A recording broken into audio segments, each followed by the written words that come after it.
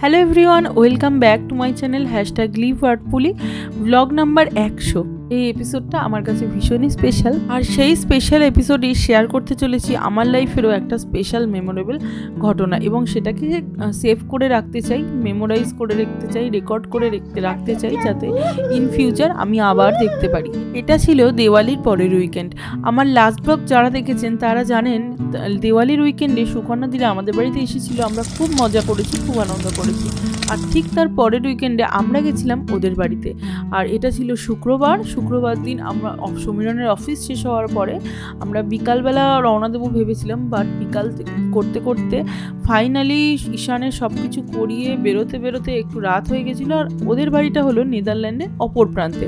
মানে নেদারল্যান্ড একটা খুবই ছোট দেশ, কিন্তু আমরা যে দিকটা থাকি সেদিকটায় নয়। আমাদের বাড়ি থেকে ওদের বাড়ির ডিস্টেন্স মোটামুটি ওই 121 কিলোমিটার মতো, যেটা আমাদের এখন সময় লাগবে অ্যাপ্রক্সিমেট 1.5 ঘন্টা মতো। যেহেতু সন্ধ্যে 7টার পরে হাইওয়েতে গাড়ির স্পিড একটু বাড়িয়ে চালানো যায়, মানে নর্মালি যেগুলো 100 রাস্তা থাকে সেগুলো কিছু রাস্তা হয়ে যায় 120 এবং কিছু রাস্তা হয়ে যায় 130।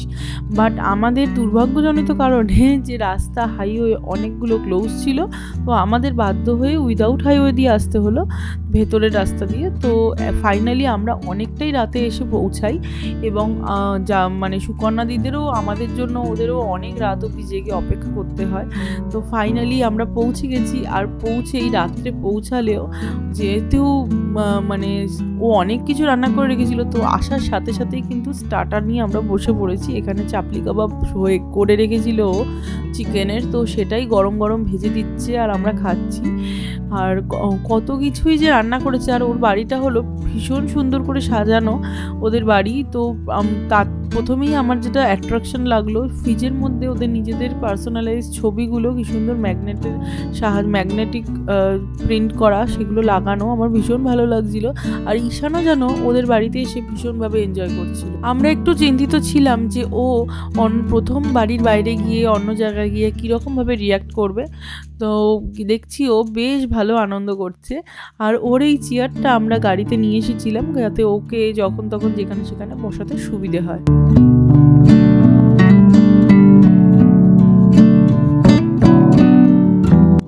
ওদের লিভিং রুমের প্রতিটা কর্নারই যেন ভীষণভাবে সুন্দর করে একটা করে জিনিস বেছে সাজানো।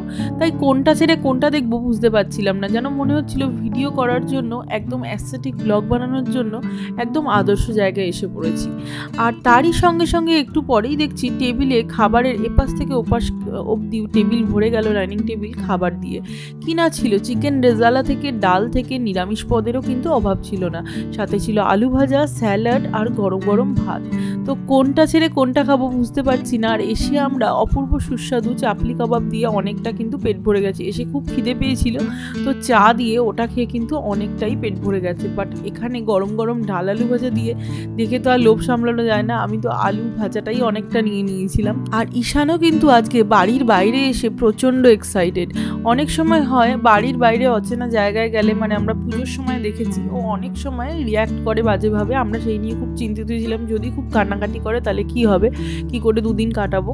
বাট ও কিন্তু এখানে ভীষণ এনজয় করছিল। ইভেন যখন অনেকটা রাত হয়ে গেছিলো, আমরা গল্প করেছিলাম সেদিনকে 3টে 3:30 অবধি, ঈশানও কিন্তু আর 3টে অবধি দিব্যি জেগেছিল। মানে ওর ঘুমের কোনো লক্ষণই ছিল না, যেখানে ও বাড়িতে এই সময়টা ওর গভীর ঘুমের সময়। তো ও কিন্তু আমাদের সাথে জানি না কি হয়েছিল, খুব এনজয় করছিল।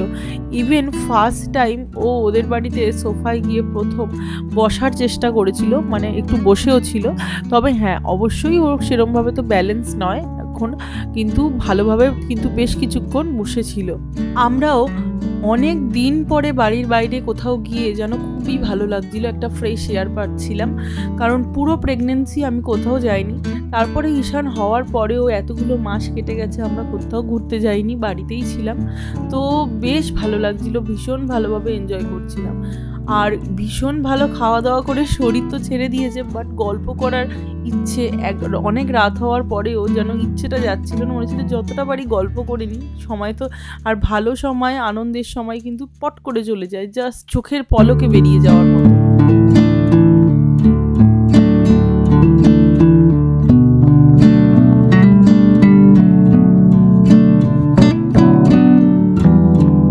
রাত্রি রাত্রিবেলা অনেকটা দেরিতে শুলেও সকালবেলা কিন্তু আমরা তাও তাড়াতাড়ি উঠেই গেছি, কারণ সবাই গল্প করার যতটা সুযোগ পাই গল্প করে নেব।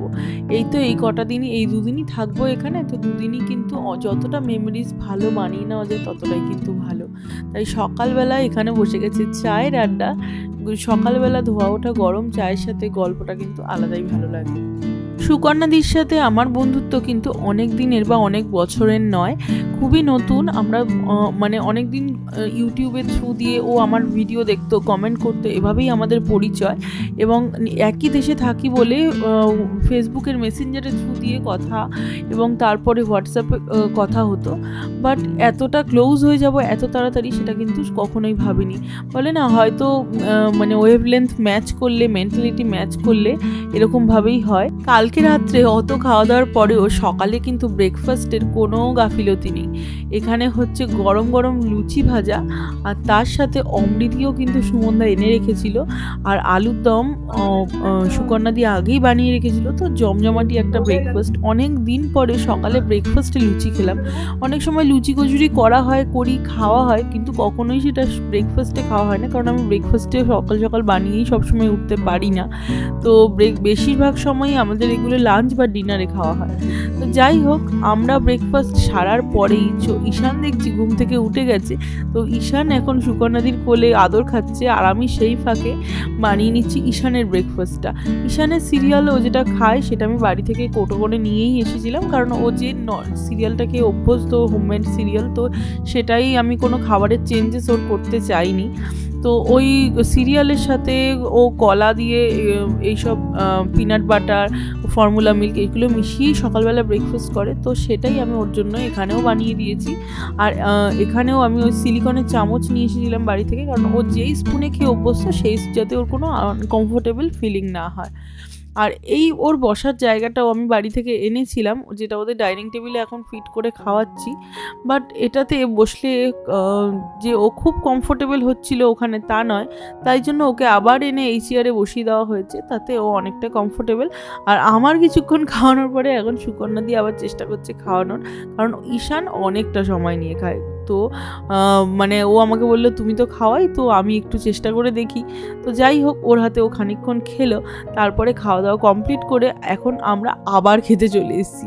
এই ব্লগটার অনেকটা জুড়েই শুধু আপনারা খাওয়া দাওয়া দেখতে পাবেন, কারণ অনেক রকম খাওয়া দাওয়ার এলাহি আয়োজন ছিল, যেগুলো আমি শুটিং না করে পারতামই না। তো ওই জন্য ঈশানের যে কিছু মেমোরিজ বানিয়ে নেওয়া আর এখানে খাওয়ার ভিডিও বানানো ছাড়া বোধহয় কম ভিডিওই আমি করেছি।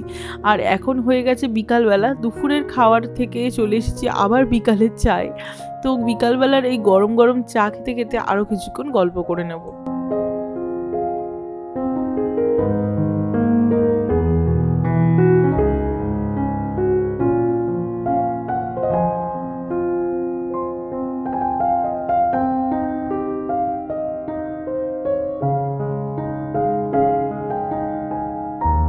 ঈশানও কিন্তু বিকালের ঘুম দিয়ে মানে দুপুরের ঘুম ঘুমিয়ে উঠে পড়েছিল, বাট ও সুন্দর কোকামেলন রাইমস দেখছে। আর সেই সুযোগে আমরাও কিন্তু বিকালে চায়ের সাথে গল্পটা জমিয়ে দিয়েছি।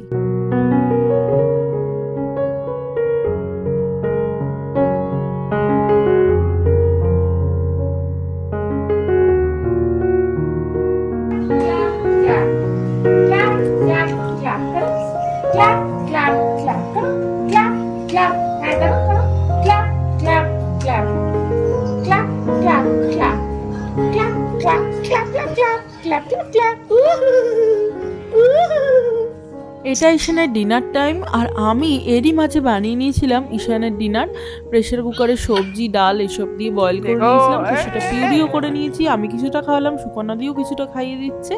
আর এরই পরে চলে এসছে সুকন্যাদি রান্না করে একটা চিকেন বানাতে, স্পেশাল মেথি আর হিং দিয়ে মুরগি।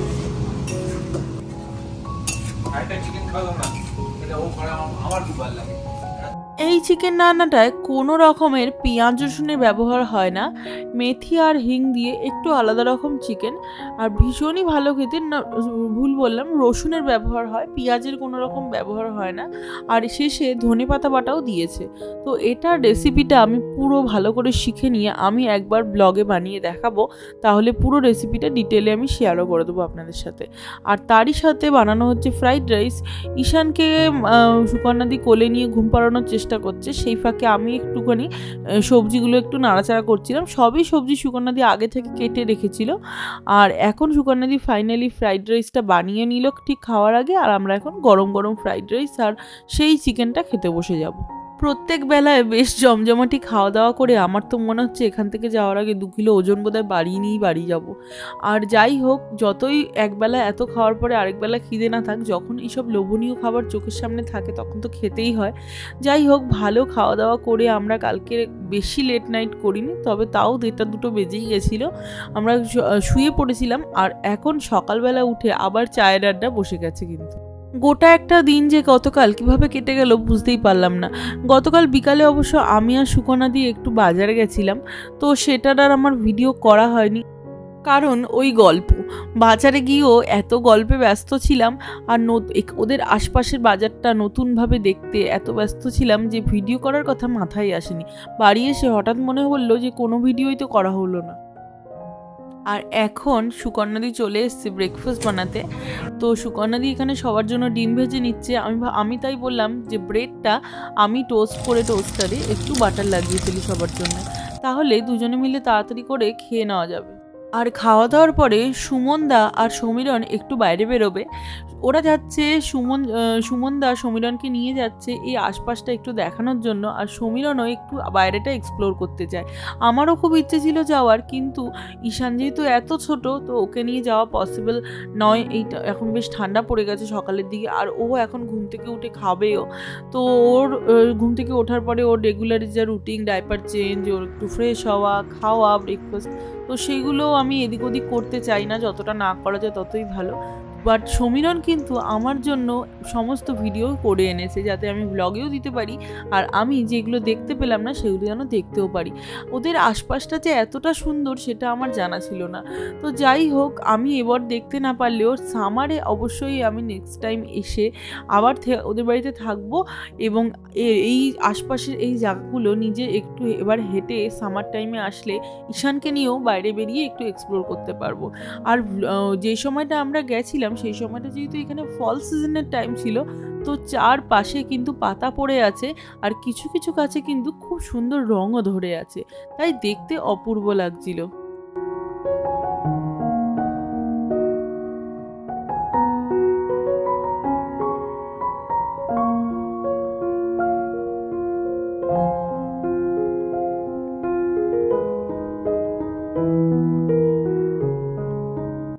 আমি তো এনার ভিডিও দেখেই অবাক, এই হরিণ বাবাজির দেখা আবার ওরা কোথায় পেল। বাট এত সুন্দর এত কিউট একটা হরিণ ওরা দেখতে পেয়েছে এখানে। মনে হয় কাছাকাছি কোনো মানে কোনো ফরেস্ট থেকে আসুক, বা কোনো হরিণ কেউ পোষে, বা কোনো ফার্ম আছে, কিছু তো আছে। কারণ দেখুন, একটা হরিণ কিন্তু না, এখানে দেখুন শিংওয়ালা আবার হরিণও রয়েছে, যার অপূর্ব সুন্দর শিং কিন্তু রয়েছে। তো এই হরিণ দেখে আমি তো একদম মুগ্ধ হয়ে গেছি। ঈশান একটু বড় হলে ওকে যদি নিয়ে আসা যায়, ও কিন্তু খুব এনজয় করবে। যে কোনো বাচ্চারাই এরকম পশু পাখি দেখলে ভীষণ এনজয় করে।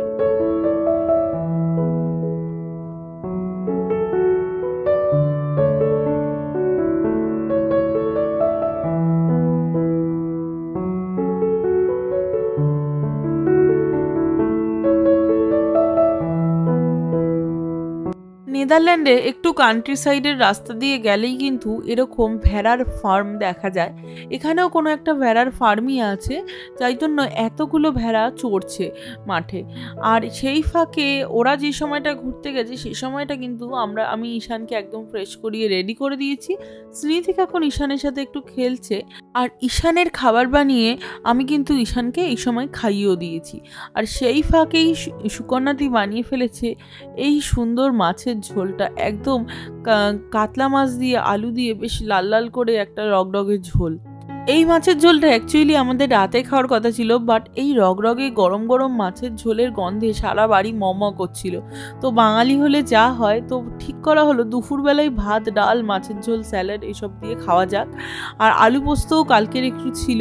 তো সব মিলিয়ে একদম জমজমাটি বাঙালি খাওয়া। আমাদের অ্যাকচুয়ালি দুপুরবেলা বেরোনোর কথা আছে, তো সেই জন্য ভেবেছিলাম দুপুরবেলাটা আমরা ভাত না খেয়ে হালকা কিছু খেয়ে বেরিয়ে যাব, কারণ সকালবেলা বেশ ব্রেকফাস্ট করা হয়েছে হেভি। বাট তারপরে দুপুরবেলায় মাছের ঝোলের লোভে ভালো করেই ভাত টাত খেয়ে তারপরেই বেরোনো হলো। বাট ব্লগের এই কন্টিনিউশনটা আমি এখানেই এন্ড করে নেক্সট ব্লগে আমি শেয়ার করবো বাকি ভিডিওটা, কারণ না হলে ব্লগটা অনেকটাই লেন্দি হয়ে যেত। অনেকেরই হয়তো অতটা সময় এখনকার দিনে থাকে না যে অ্যাট এ টাইম একটা এত বড় লম্বা ভিডিও দেখবে। তাও আমার এই ভিডিওটা যারা এন্ড অবধি দেখেছেন তাদেরকে অনেক অনেক ধন্যবাদ। তাদের কাছে আমি গ্রেটফুল এতটা সময় আমাকে দেওয়ার জন্য। আর আজকের মতো ভিডিওটা আমি এখানেই এন্ড করব। Thanks for watching till the end.